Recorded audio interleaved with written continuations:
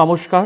Ramakrishna TV YouTube চ্যানেলের পক্ষ থেকে সকল মা, বাবা, দাদু, দিদা, ঠাকুমা, ঠাকুরদাদাদের জানাই অনেক অনেক ভালোবাসা, প্রীতি ও আন্তরিক শুভেচ্ছা। আজকে আমি চলে এসেছি শ্রী শ্রী রামকৃষ্ণ মিশনের স্বামী প্রেম ঘনানন্দ মহারাজজির লেখা রামকৃষ্ণের কথা ও গল্প থেকে। আজকে আমরা রামকৃষ্ণ পরমহংসদেব সম্পর্কে তার কথা আলোচনা করব। কলিকাতার ৩ ক্রোশ উত্তরে গঙ্গা তীরে দক্ষিণেশ্বর কালীবাড়ি। প্রায় ৮০ বৎসর আগে রামকৃষ্ণদেব সেখানে ছিলেন। এমন শিক্ষিত লোক ভারতে নেই যে তার নাম শোনেনি। পৃথিবীর যত বড় বড় লোক প্রায় সকলেই আজকাল রামকৃষ্ণের কথা জানেন ও তাকে ভক্তি করেন।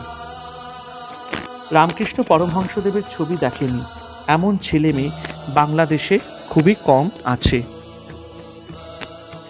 ৮০ বৎসরও হয়নি রামকৃষ্ণ শরীরত্যাগ করেছেন, কিন্তু এই অল্প দিনের মধ্যেই তার নাম সারা জগতে ছড়িয়ে পড়েছে।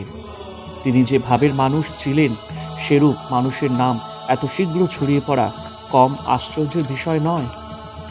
দক্ষিণেশ্বরে মা কালীর মন্দির। রামকৃষ্ণ করতেন মায়ের পুজো। তার অসাধারণ ভক্তিতে মা স্থির থাকতে পারেননি, তাকে দর্শন দিয়েছিলেন।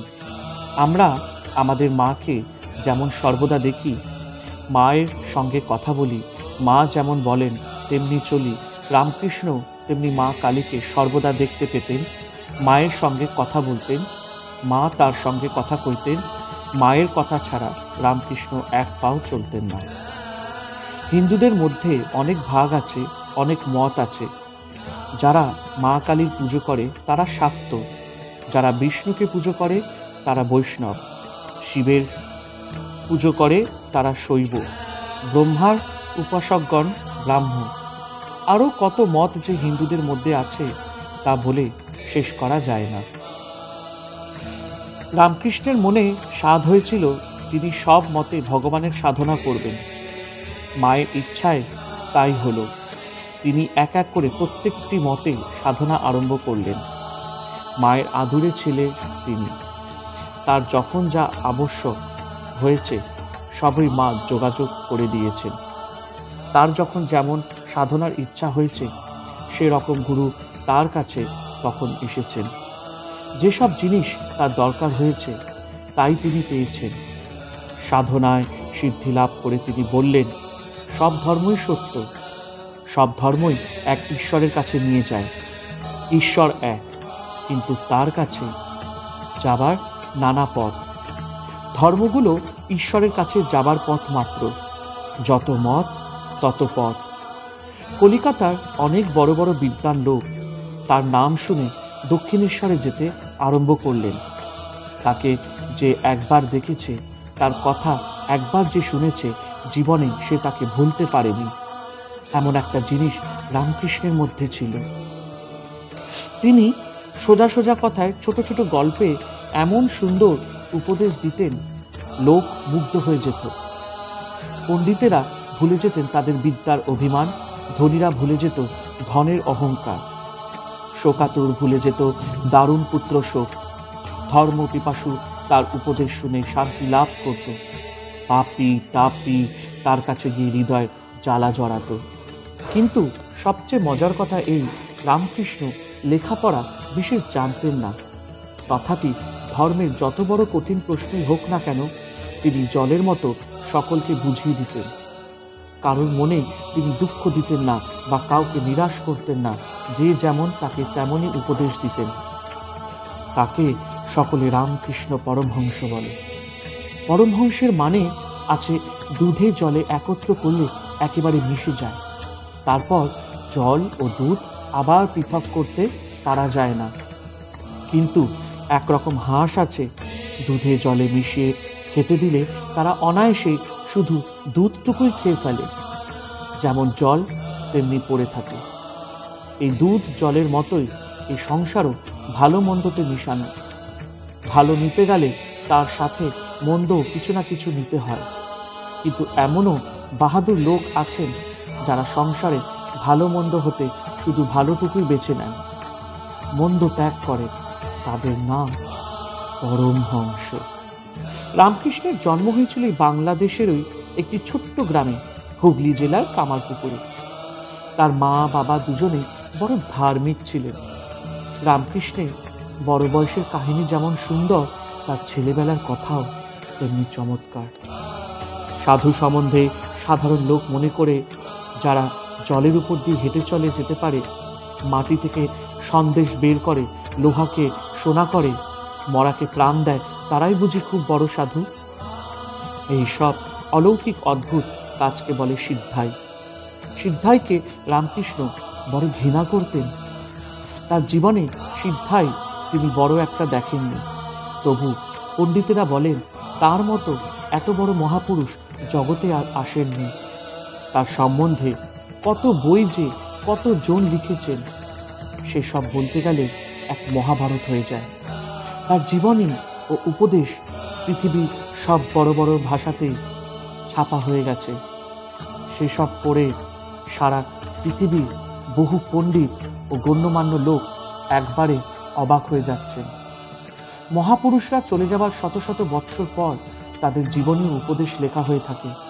তখন ভক্তেরা ভক্তির আধিক্যের জন্য নানা অলৌকিক কাহিনী জুড়ে এবং উপদেশের মধ্যে নানা কথা কম বেশি করে তাদের জীবনী ও উপদেশ লিখে থাকেন। কিন্তু রামকৃষ্ণের সেই রূপ হতে পারেনি। তিনি জীবিত থাকতে থাকতে তার সম্বন্ধে নানা বই বের হয়েছিল। তারপর তার অধিকাংশ পুস্তকে তার নিজের হাতে গড়া শিষ্যদের লেখা। তাকে দেখেছেন ও তার কথা শুনেছেন এমন বহু লোক এখনো বেঁচে আছেন। রামকৃষ্ণ বিবাহ করেছিলেন সারদামণি দেবীকে। যেমন রামকৃষ্ণ তেমন সারদামণি। নিজে সুখে থাকবো, আনন্দ করব, এইরূপ ভাব তাদের কারোর মনে ছিল না। তারা ভগবান, মানুষের মঙ্গল বই আর কিছু জানতেন না। পৃথিবীর সকল মেয়ের মধ্যে রামকৃষ্ণ মা কালীকে দেখতেন। এমনকি নিজের স্ত্রী সারদামণিকেও তিনি মা কালীর মতনই দেখতেন। তাকে তিনি কালী জ্ঞানে পুজো করেছিলেন। সন্ন্যাসী হয়েও রামকৃষ্ণ সারদামণিকে ত্যাগ করেননি। তাকে আদর করে কাছে রেখেছিলেন ও যত্নে শিক্ষা দিয়েছিলেন। রামকৃষ্ণ তার বৃদ্ধা জননীকে দক্ষিণেশ্বরে নিয়ে এসেছিলেন এবং যতদিন মা বেঁচে ছিলেন একদিনের জন্য মায়ের সেবায় এতটুকু ত্রুটি করেননি। সারদামণিও ধর্মে অতি উচ্চ অবস্থা লাভ করেছিলেন। রামকৃষ্ণের শরীর যাওয়ার পর দলে দলে লোক সারদামণি দেবীর চরণে আশ্রয় লাভ করবার জন্য ছুটে যেত। তিনি ছিলেন সকলের মা। মাও বহু উপদেশ দিয়ে গেছেন। তার উপদেশ ও রামকৃষ্ণের উপদেশ একই রকম সুন্দর। রামকৃষ্ণের বহু শিষ্য হয়েছিলেন। তার সঙ্গগুণে অনেকেই সংসার ত্যাগ করে ভগবান লাভের জন্য সন্ন্যাসী হয়েছিলেন। স্বামী বিবেকানন্দ ছিলেন তার সন্ন্যাসী শিষ্যদের মধ্যে সবচেয়ে বড়। রামকৃষ্ণের জীবন জানতে হলে বিবেকানন্দেরও জীবন জানতে হয়। বিবেকানন্দের অদ্ভুত জীবন ও অলৌকিক কর্মরাশি দেখে আশ্চর্য না হয়ে পারা যায় না। তার মূলে তার গুরুদেব রামকৃষ্ণ পরমহংস। সুদক্ষ ভাস্কর যেমন একখণ্ড পাথর নিয়ে তাই থেকে মনোহর দেবী প্রতিমা প্রস্তুত করে, রামকৃষ্ণ তেমনি যুবক নরেন্দ্রনাথকে নিয়ে গড়েছিলেন স্বামী বিবেকানন্দ। 51 বৎসর বয়সে রামকৃষ্ণদেব দেহত্যাগ করেন। তার শরীর যাবার পর তার সন্ন্যাসী শিষ্যগণ ভারতের নানা তীর্থস্থানে ভ্রমণ করতে লাগলেন এবং একান্তে সাধন ভজনে মন দিলেন। এই সময় আমেরিকার শিকাগোতে একটি বিরাট ধর্ম মহাসভা হয়। এমন সভা পৃথিবীতে আর কখনো হয়নি। তাতে পৃথিবীর সব ধর্মের লোককে নিমন্ত্রণ করে নিয়ে যাওয়া হয়েছিল। শুধু নিমন্ত্রণ করা হয়নি হিন্দু ধর্মের লোককে। কারণ ইউরোপ ও আমেরিকার সাদা লোকেরা ভারতের লোককে মানুষের মধ্যে গণ্য করত না। ভারত ধর্মকেও তারা অসভ্যদের ধর্ম বলে ভাবত। ম্যাড্রাসের কয়েকজন লোক স্বামী বিবেকানন্দকে দেখেও তার কথা শুনে এমন মুগ্ধ হয়ে যায় যে এক প্রকার জোর করে তাকে আমেরিকার সেই ধর্ম মহাসভায় পাঠিয়েছিলেন। তারা খরচপত্র তারা সব চাঁদা করে সংগ্রহ করলেন। নিমন্ত্রিত না হয়েও স্বামীজি গেলেন আমেরিকাতে। সেখানে গিয়ে তাকে অনেক দুঃখ কষ্ট অপমান সহ্য করতে হয়েছিল। কিন্তু ভগবানের কৃপায় এবং তার অসাধারণ ক্ষমতার বলে ধীরে ধীরে সব বিষয় সুবিধে হয়ে গেল।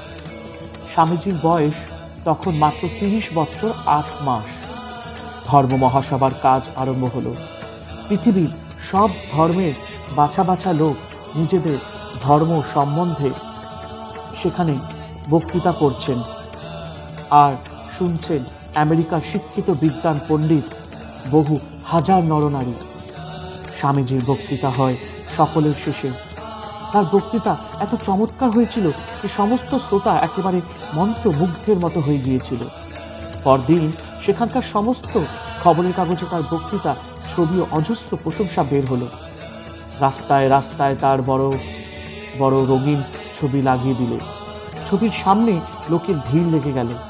ধর্মসভায় তিনি অনেকগুলো বক্তৃতা দিয়েছিলেন। তারপর সে দেশের বহু স্থানে তিনি বহু বক্তৃতা করেন। তার বক্তৃতার ফলে ওই সব দেশে হিন্দু ধর্মের আজ এত সম্মান। আরও আশ্চর্যের বিষয়, ওই দেশে বহু শিক্ষিত গণ্যমান্য লোক আজকাল এই অসভ্য ভারতবাসীর ধর্ম গ্রহণ করেছেন। আমেরিকা হতে ফিরে এসে স্বামীজি তার গুরুদেবের নামে করলেন মঠ প্রতিষ্ঠা। গঙ্গার পশ্চিম তীরে বেলুর মঠ, আর করলেন রামকৃষ্ণ মিশন নামে সমিতি স্থাপন। রামকৃষ্ণের সঙ্গলাভে বিবেকানন্দ ধর্মজগতে যেমন অতি উচ্চ অবস্থা লাভ করেছিলেন, তার হৃদয়ও হয়েছিল তেমনি মহান। তার শিষ্যদের শুধু ধর্ম শিক্ষা দিয়েই তিনি ক্ষান্ত হননি, তাদের দিলেন তিনি দেশের আর্তপীড়িত বিপন্ন আশ্রয়হীনদের সেবার ব্রত।